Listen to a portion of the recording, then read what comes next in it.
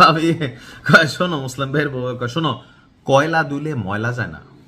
আবার ওই কি বলা হয় যে আটকা ফৈসল হইলে এটারে চিনা যায়, মানে আমাদের কুমিল্লার ভাষায় কয় হগিনীর ফুট তালে পর হইলে তারে বোঝা যায়। আবার যদি হঠাৎ করে কোনো মানে অল্প পানির মাছ বেশি পানি পরে এটা লাড়া চাড়া করে এটা বোঝা যায়। তো আমাদের আলোচনাটা হচ্ছে কয়লা ধুইলে ময়লা যায় না। আজকের দিনে আপনারা অনেকে যারা আমার নিউজ দেখেন, পৃথিবীর সবচেয়ে সভ্য দেশের নাম যদি আনবেন আপনি পাবেন জাপান। জাপান খুবই ভদ্র ম্যানার, তাই না? আমরা জাপানকে এখন অনুকরণ করি।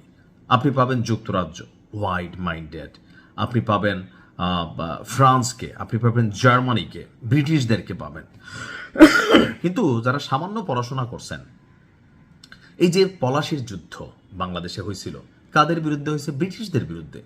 এই ভারত মহাবর্ষ, পাকিস্তান, বাংলাদেশ, শ্রীলঙ্কা, আমাদের এই যে মহাবর্ষ, শুধু ভারত মহাবর্ষ, সারা পৃথিবীকে দ্বিতীয় বিশ্বযুদ্ধের আগ পর্যন্ত এই ব্রিটিশরা লুট করত, গোলাম বানাইতো, শাসন করাইতো। এমনকি এখনো অনেক রাষ্ট্র আছে তাদের কলোনিয়াল ভুক্ত, অর্থাৎ তাদের আওতাভুক্ত। ফ্রান্স ঠিক একই রাষ্ট্র। আপনি যুক্তরাষ্ট্র, তারা তো এখন খেলতেছে রাজা বাদশাদের যুগের পরে। জাপান, উত্তর কোরিয়া, চীন, বিভিন্ন দেশের উপর এই জাপান এক সময় একটা বর্বর বাহিনী ছিল দ্বিতীয় বিশ্বযুদ্ধের সময় পর্যন্ত।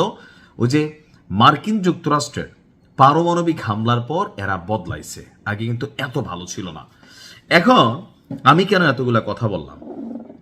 এই যে চুরি এবং লুটপাটের স্বভাব, এটা কি যাচ্ছে না? যোগ বদলাইছে, কৌশল বদলাইছে। এখন করে কি? আপনি দেখেন ইরাক, আফগানিস্তান, সর্বশেষ ভেনেজুয়েলার প্রেসিডেন্ট নিকোলাস মাদুরো, তারও যে তুলে নিয়ে গেল, সেটা কেন? তেল, ইউরেনিয়াম। রাশিয়া ইউক্রেন যুদ্ধে ইউক্রেন থেকে চুইসা ইউরেনিয়ামগুলো বের করে নিয়ে যাওয়ার জন্য কিন্তু কাজ করছে মার্কিন যুক্তরাষ্ট্র, এবং কি এটা টাকা পয়সা দেওয়া, অস্ত্র দেওয়ার নামে এখানে একটা চুক্তি হয়েছে। আমি নিউজটা করছিলাম।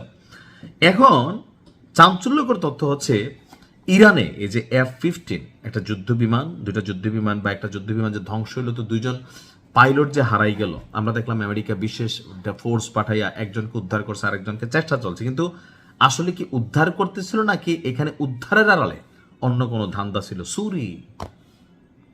আন্তর্জাতিক গণমাধ্যমগুলো অভিযোগ তুলেছে যে ইরানে বিধ্বস্ত হওয়া মার্কিন বিমানের পাইলটকে উদ্ধারের নামে যে অভিযানটি ছিল, সেটি আসলে ছিল ইরানের সমৃদ্ধ ইউরেনিয়াম চুরির একটি গোপন পরিকল্পনা। এক সংবাদ সম্মেলনে এই অভিযোগ উঠে এসেছে। ইরানের পররাষ্ট্র মন্ত্রণালয় বলছে যে মার্কিন বাহিনী যে উদ্ধার অভিযান পরিচালনা করেছে, তার মূল উদ্দেশ্য ছিল ইরানের পরমাণু স্থাপনা থেকে গুরুত্বপূর্ণ সম্পদগুলোকে হাতিয়ে নেওয়া। এখন আপনার ইরান একে ছদ্মবেশী অপারেশন হিসাবে অভিহিত করেছে। তাদের মতে উদ্ধার অভিযানের আড়ালে বিশেষ কমান্ডো স্পেশাল টিম পাঠিয়ে ইরানের কৌশলগত পরমাণু ভাণ্ডারে আঘাত হানার ছক কষেছিল ওয়াশিংটন।